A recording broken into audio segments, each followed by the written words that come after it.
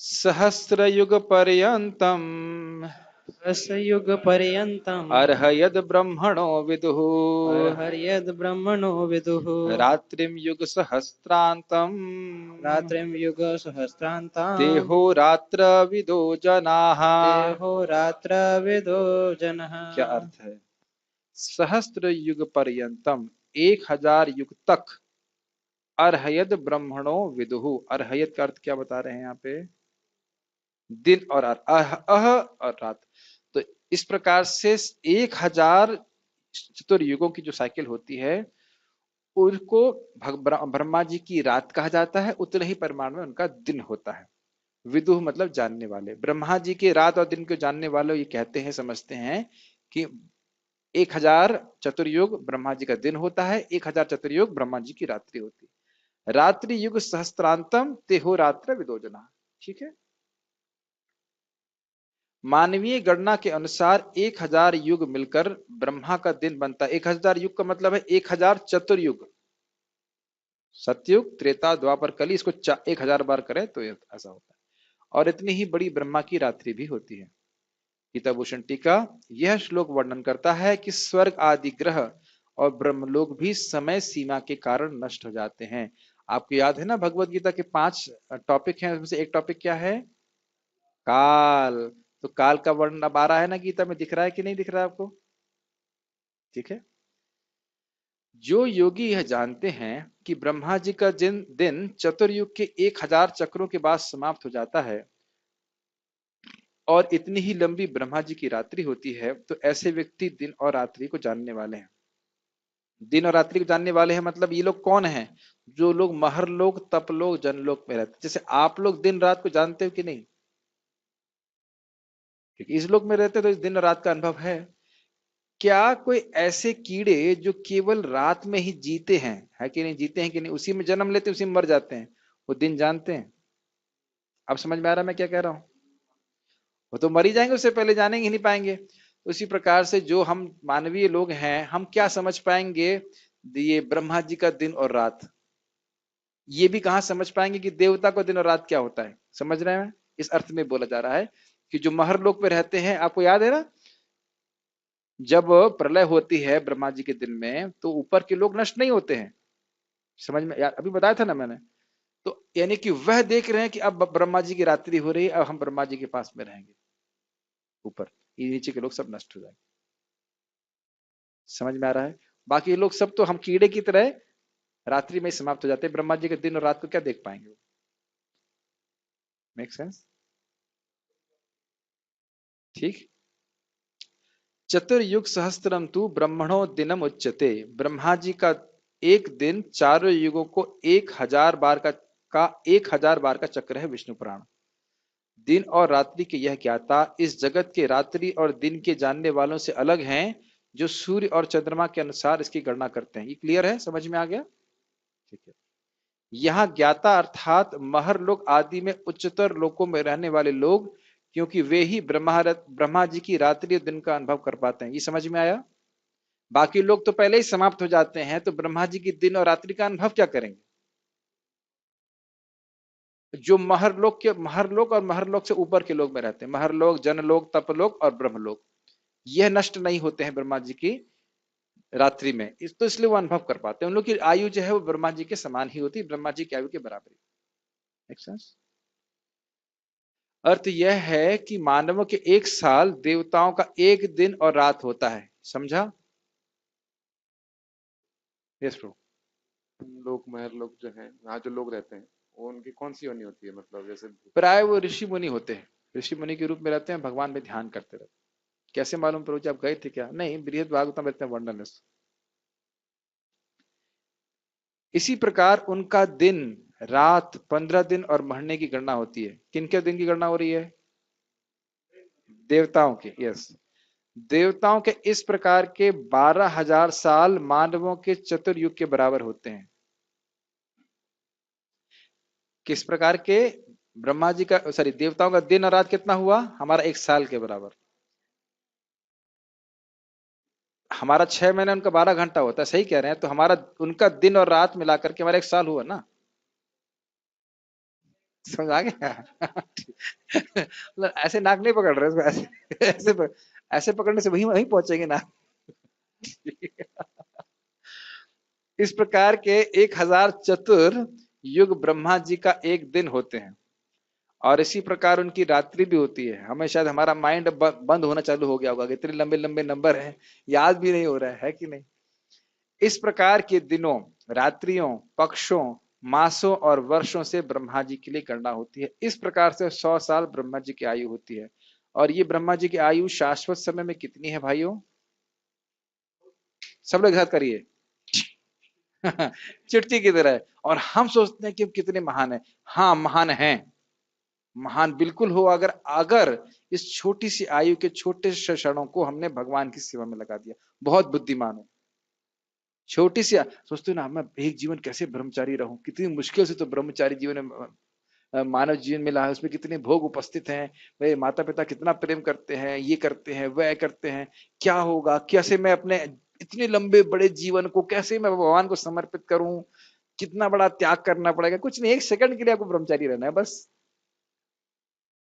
और ब्रह्मचारी नहीं, ऐसे जीवन में रहना है कि जहां कोई टेंशन नहीं, कोई रोके नहीं भक्ति करने के लिए, बल्कि डांट लगाए, उठ क्यों नहीं रहे मंगल आरती के लिए, चल उठ, ऐसा बताने वाला कोई स्थान हो जाए। जैसे हमारे आज कोई महात्मा मेरे रूम पे आया, मैं तो आलस कर रहा था, तो उसने ना सिर्फ लाइट बंद किया, पंखा भी बंद कर दिया, लाइट ऑन किया और पंखा बंद कर दिया।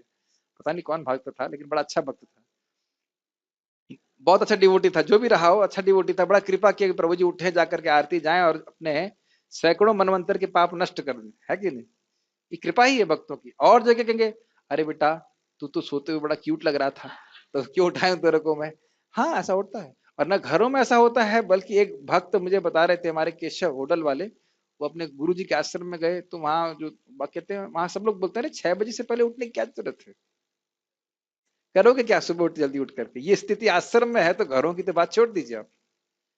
तो कभी घर में रह के भजन नहीं होता है। महाराज बोल रहे थे, ध्रुव महाराज घर में रह गए होते तो कभी भक्ति नहीं कर पाते ठीक से, झगड़ा झगड़ा ही रहता, टंटा झगड़ा टंटा लगा रहता है घर में, ये नहीं मिला, इसका ये हिस्सा है, उसका वो हिस्सा है, कहाँ भक्ति कर पाए।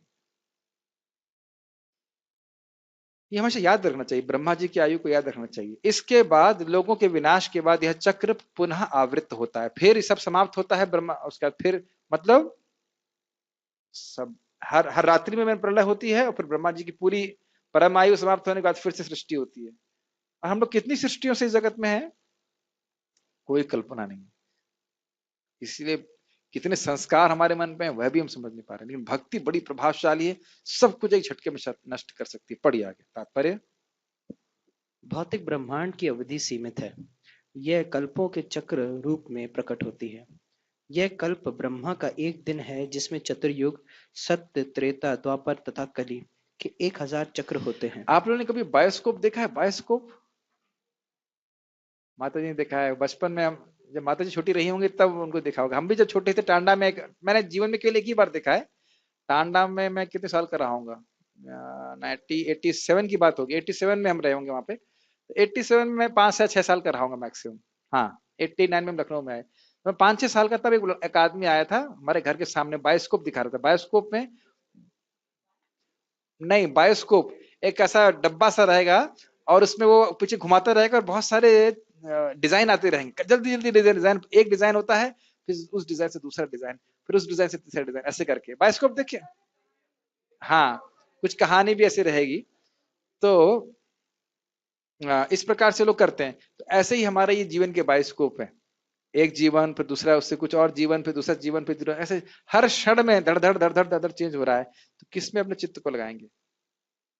समझ पा रहे हैं? इसीलिए क्या था, ते द्वंद मोह निर्मुक्ता भजन्ति माम दृढ़व्रता। इस मान सम्मान, लाभ हानि, सुख दुख, ऊंच नीच को छोड़ करके भगवान के भजन में लगते हैं। कौन सा भजन? हरे कृष्णा कृष्णा कृष्णा हरे हरे, हरे राम राम राम हरे। एक निष्ठ भाव से भगवान का भक्ति करते रहो, करते रहो। पढ़िए। सतयुग में सदाचार, ज्ञान तथा धर्म का बोलबाला रहता है, और अज्ञान तथा पाप का एक तरह से नितांत अभाव होता है। यह युग 17,28,000 साल वर्षों तक चलता है। त्रेता युग में पापों का प्रारंभ होता है, और वह युग 12,96,000 वर्षों तक चलता है। द्वापर युग में सदाचार तथा धर्म का ह्रास होता है, और पाप बढ़ते हैं। यह युग 8,64,000 वर्षों तक चलता है। सबसे अंत में कली युग, जिसमें हम विगत 5,000 वर्षों से भोग रहे हैं, आता है, जिसमें कलह, अज्ञान, अधर्म तथा पाप का प्राधान्य रहता है और सदाचार का प्रायः लोप हो जाता तो है। इसलिए आश्चर्य मत कीजिए, मुस्कुराइए, आप कलयुग में हैं। समझ रहे हैं मेरी बात? ये स्वाभाविक है, कलयुग में कलह होगी, झगड़ा होगा, अधर्म होगा, अज्ञान होगा। ठीक है, पढ़िए। यह युग जैसे अभी 4 अब जैसे स्वाभाविक है, कालक्रम में अभी अंधकार होगा कि नहीं हो गया? कालक्रम में सुबह हो जाएगी, अंधकार होगी, ऐसे चलता रहता है। उस पर डिस्कशन क्या चलना है? आप डिस्कस कर रहे हैं इतना अंधेरा क्यों हो गया रात में? रात में इतना अंधेरा क्यों हो गया, कि मतलब है रात में अंधेरा होगा ही। दिन में कुछ चर्चा करते हैं कि भाई इतनी उजाला क्यों हो गया, दिन में उजाला होगा ही। ये भगवान की व्यवस्था के अनुसार है। तो कलयुग के दोषों का एनालिसिस करने के बजाय एक सबसे गुण जो हमें देखना है वो ये है, कलौ दोष निधे राजन अस्ति ही एक महान गुणा कीर्तनाद एव कृष्णस्य मुक्त संग परम रचेत। भगवान का नाम उच्चारण करके ही भगवान के धाम को चला जाएगा, जिसकी बात हम यहाँ पे कर रहे हैं। पढ़िए। यह युग 4,32,000 वर्षों तक चलता है। इस युग में पाप जहाँ तक बढ़ जाते हैं, यहाँ तक ज- यहाँ तक बढ़ जाते हैं कि इस युग के अंत में भगवान स्वयं कल की अवतार धारण करते हैं, असुरों का संहार करते हैं, भक्तों की रक्षा करते हैं और दूसरे सतयुग का शुभारंभ होता है। हाँ, तो कभी कहते हैं कलयुग इतना बढ़ गया है, भगवान अवतरित क्यों नहीं लेते? अरे भगवान अभी अवतार लेंगे तो असुर तो आप ही हैं, आप ही गला काटेंगे सबसे पहले। मुर्गा खा रहे हो? बहुत लोग इस प्रकार के होते हैं, बहुत पापियों कहेंगे भगवान क्यों नहीं अवतार लेते? बेटा अवतार इसीलिए नहीं रहे हैं, अभी तो हरिनाम दे रहे हैं, उसके बाद केवल तलवार चलाएंगे, फिर कुछ पूछेंगे नहीं। फिर कहेंगे अरे भगवान अवतार क्यों ले लिए? वो तो भगवान मेरी गर्दनी काट दे रहे, तो गर्दनी काटेंगे तब कलयुग में। अभी तो प्रेम से समझा रहे हैं, प्रेम अवतार है इसलिए प्रेम से समझा रहे हैं। और कल की अवतार आएंगे तो फिर तलवार से समझाएंगे, तो कुछ बोलेंगे नहीं। यस। हाँ, तो वही चैतन्य महाप्रभु के प्रेमावतार के रूप में ना प्रेम दे रहे हैं, अभी प्रेम दे रहे हैं, अगली बार आएंगे तो फिर वो तलवार चलाएंगे। यस। इस तरह यह क्रिया निरंतर चलती रहती है। ये चारों युग एक सहस्त्र चक्कर लेने पर ब्रह्मा के एक दिन के तुल्य होते हैं। इतने इतने ही वर्षों की उनकी रात्रि होती है। ब्रह्मा के ये 100 वर्ष गणना के अनुसार पृथ्वी के बहुत सारे वर्षों के तुल्य है। इसको गिनना भी बहुत मुश्किल है। कुछ शायद खरब के ऊपर भी हाँ, कुछ खरब इत्यादि कुछ हो गया। हाँ, वर्ष के तुल्य है। इन गणनाओं से ब्रह्मा की आयु अत्यंत विचित्र था। हाँ, कोई बात नहीं। इन गणनाओं से अपने ब्रह्मा एक अच्छा चीज है कि अपनी जीवन, इस जीवन को डिवाइड करना ब्रह्मा जी के जीवन से, तब अपने जीवन का महत्व समझ में आएगा, कितना लंबा जीवन है और इसको सैक्रिफाइस करना भगवान के लिए कितना कठिन है। यस, पढ़िए। हाँ, और ये महाविष्णु की खाली एक प्राणायाम है, ऐसे कर। इन गणनाओं से ब्रह्मा की आयु अत्यंत विचित्र तथा न समाप्त होने वाली लगती है, किंतु नित्यता की दृष्टि से यह बिजली की चमक जैसी अल्प है। इसीलिए शास्त्र क्या कहते हैं? देखिए, सत्य ही शास्त्र की बात है।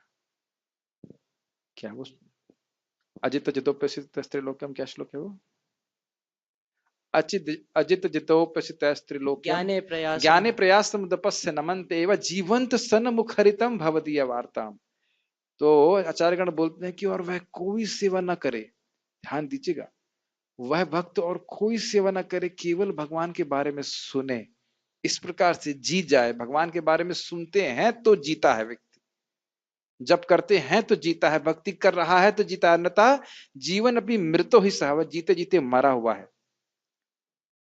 तो इस प्रकार से अगर वह सुन रहा है तो वह भगवान को प्राप्त कर लेगा। कहने का अर्थ यह है कि और कुछ कार्य ना कर पाए, केवल सुने भगवान के बारे में, तो वो भी बहुत बड़ी वो सेवा सफिशिएंट, पर्याप्त, नेसेसरी सब कुछ है, जिसके द्वारा भगवान के धाम चला जाएगा। इतना महत्व है श्रवण का। अब अपने जीवन में हम श्रवण को कितना महत्व देते हैं, ये हमारे चुनाव। भागवत ये कहती है, मानव जीवन वस्तुतः और किसी के लिए नहीं, सुनने के लिए। सुने भगवान के बारे में प्रचुर मात्रा में, जप करें, श्रवण करें, भक्ति करें, मुख्यतः श्रवण करें। जितना अधिक श्रवण करेंगे उतना भगवान के गुण समझ में आते हैं, प्रेम बढ़ता है। और बाकी सारी सेवाएं किसके पीछे है? श्रवण कीर्तन के पीछे। जैसे हमने इस रूम को साफ किया, अब पेंट पूर्ण कराया, पंखे लगवाए, लाइट लग गई, सब कुछ हो गया, लेकिन प्रवचन नहीं हुआ, तो फिर फायदा क्या हुआ? फिर ये सारे कार्य, एक भी कार्य भक्ति नहीं है, केवल श्रमेव केवलम है। इसीलिए बोला क्या है, प्लीज बताइए श्लोक क्या है वो? श्रमेव ही केवलम। उससे पहले श्लोक क्या है? हाँ सही बोल रहे, ना उत्पाद यदि रतम धर्म स्वनुष्ठितः पुंसा विश्वक्सेन न कथासूय नोत्पाद यदि रतिम श्रमेव ही केवलम।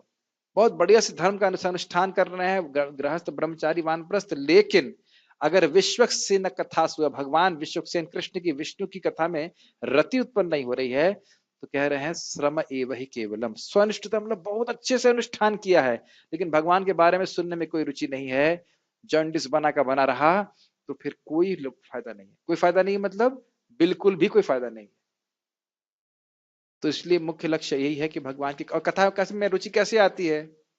कथा सुन करके, बिना सुने तो रुचि नहीं आने वाली। तो इसीलिए समझना चाहिए कि हमारा जीवन कोई बहुत महत्वपूर्ण नहीं है। महत्वपूर्ण से मतलब बहुत लंबा नहीं है। अगर कृष्ण को दे देते हैं तो कोई बहुत बड़ा सैक्रिफाइस नहीं कर रहे, कुछ क्षण ही कृष्ण को दे रहे हैं, और भगवान उस क्षण कृष्ण को देने के बदले भगवान क्या करते हैं? अनंत समय आपको देते हैं, वापस भगवान के धाम लेके जाएंगे। तो बुद्धिमान व्यक्ति यही करेगा। पढ़िए आगे। कारनाव में असंख्य ब्रह्मा अटलांटिक सागर से में पानी के बुलबुलों के समान प्रकट होते और लोप होते रहते अब हैं। आप बताइए कि हम कितने महत्वपूर्ण हैं, हमारी बुद्धिमत्ता का क्या वैल्यू है? अटलांटिक सागर में कितने बुलबुले हैं यश प्रभु? बुलबुल बुलबुल बुलबुल बुलबुल बुलबुल बुलबुल बुलबुल। अटलांटिक छोड़ दीजिए, कभी जिसमें मछलियां जिस टैंक में तैरती हैं उसमें भी बुलबुले निकलते ना, बुलबुल बुलबुल बुलबुल। उन बुलबुलों की क्या वैल्यू है? और हमारे पानी के जो ग्लास है उसमें बुलबुले हो तो उसकी क्या वैल्यू है? ये प्रभुपाद जी कह रहे हैं अटलांटिक महासागर में जैसे बुलबुले निकलते हैं, ऐसे पूरा ब्रह्मा जी का ब्रह्मांड एक बुलबुले की तरह है। हमारे जीवन की क्या वैल्यू है? इसीलिए जब कोई व्यक्ति भगवान की महत्व को समझता है तो पहली चीज है कि वह नम्र हो जाएगा। अहंकार का कोई लेश नहीं रह सकता। अहंकार का लेश तो तभी तक है जब हम सोच रहे हैं कि हम बहुत महान हैं। लेकिन अगर हम भगवान की प्रेम से सेवा करते हैं, तुलसी का पत्र भी देते हैं, तो भगवान उसको बहुत मानते हैं। कितना अद्भुत बात है ना। पढ़िए। ब्रह्मा तथा उनकी सृष्टि भौतिक ब्रह्मांड के अंग हैं, फलस्वरूप निरंतर परिवर्तित होते रहते हैं। इस भौतिक ब्रह्मांड में ब्रह्मा भी जन्म, जरा, रोग और मरण की क्रिया से हाँ, अछूते नहीं अब है। प्रभुपाद जी एक जेनरिक वे में बोल रहे हैं। ब्रह्मा जी को मतलब वैसे बीमारी नहीं होती है, इसमें एक जेनरिक है, मतलब कहने करते हैं कि जगत में बीमारी होती है, लेकिन हर जगह सबको बीमारी नहीं होती। हाँ बूढ़े बूढ़े भी होते हैं ना? ऐसा कहते हैं हम लोग, लेकिन ब्रह्मा जी बूढ़े होते नहीं है। देखते हैं। हाँ देखते हैं कि उनकी दाढ़ी बड़ी हुई है ऐसा करके, लेकिन ऐसा नहीं कि वो बूढ़े हो गए अब जो है कहें अरे भाई अब मेरे से तो सृष्टि हो नहीं रही है, मैं तो अशक्त हो गया हूँ। नहीं, ऐसा नहीं होता है। अब ये तो लोग सोचते हैं, ये धारणा है कि ब्रह्मा जी वृद्ध हो गए तो उनकी दाढ़ी बढ़ गई। ये तो हम ऐसा शास्त्र में तो कभी सुने नहीं कि ब्रह्मा जी की दाढ़ी बढ़ी हुई है, कहीं सुने आप इस प्रकार से? प्रपितामह कहा जाता है, पितामह कहा जाता है, लेकिन इसका अर्थ यह नहीं कि वे दाढ़ी से युक्त हों। ऐसे ऐसा हम ब्रह्मा जी के बारे में लोग बोल देते हैं, लेकिन कहीं शास्त्र में मैंने सुना नहीं कि, अभी तक तो नहीं सुना, कोई बताएगा तो मान लेंगे, लेकिन दाढ़ी से युक्त है पता नहीं। ये सब धारणा हमारी खुद की है कि बुढ़ा हो गया होगा व्यक्ति तो फिर, हाँ टीवी में दिखाते, टीवी में तो सब लोग ब्रह्म ज्ञानी होते हैं, तो अगर बुढ़ा हो गया तो दाढ़ी होगी ही उसकी, ऐसा नहीं है। यहाँ तक कि चैतन्य महाप्रभु ने अद्वैताचार्य जी और श्रीवास ठाकुर को कहा कि तुमको बुढ़ापा नहीं सताएगा। अभी चैतन्य भागवत में लिखा हुआ है। बोलिए बढ़िया। किंतु चूंकि ब्रह्मा इस ब्रह्मांड की व्यवस्था करते हैं, इसलिए वे भगवान की प्रत्यक्ष सेवा में लगे रहते हैं। फलस्वरूप उन्हें तुरंत मुक्ति प्राप्त हो जाती है। मतलब जब वो शरीर त्यागते हैं तो फिर वापस भगवान के धाम चले जाते हैं। यस। यहाँ तक कि सिद्ध सन्यासियों को भी ब्रह्मलोक भेजा जाता है, जो इस ब्रह्मांड का सर्वोच्च लोक है। किंतु काल क्रम से ब्रह्मा तथा ब्रह्मलोक के सारे वासी प्रकृति के नियमानुसार मरणशील होते हैं। मतलब भगवान के धाम जाकर के ही हम पूरी तरह से मुक्त हो सकते हैं। कोई प्रश्न? ओके चलो स्टॉप। श्रीमद् भगवद गीता की जय। श्री प्रभुपाद की जय।